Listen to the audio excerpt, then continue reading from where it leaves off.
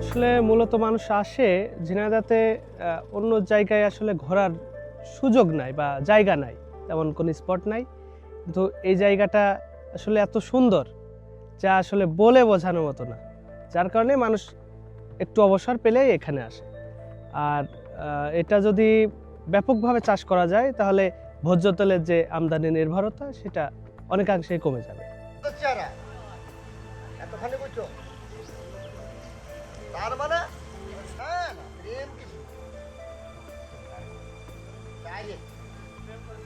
সারের জন্য এবার আশাবাদী কম। গত সিজনে আপনার 8 মণ 10 মণ করে শস্য হয়েছে, কিন্তু এবার অত হবে না। সারের সমস্যার জন্য হবে না। সারের সমস্যা, সার পায়নি তো। সার ওই চূড়া এসে কিনে নিয়ে আসে, তারপরে বুন দিয়েছে। তা আপনার ইউরিয়া সার 1400 টাকা বস্তা।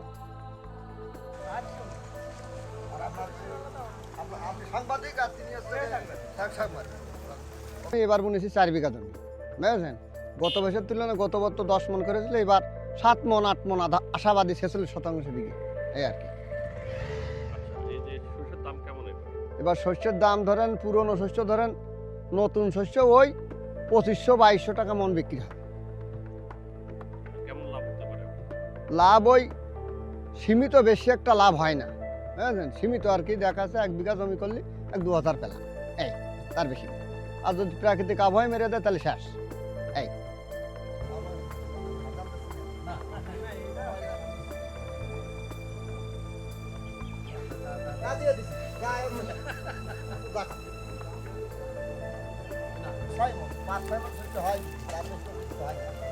যে যতই গল্প দিক না, হ্যাঁ।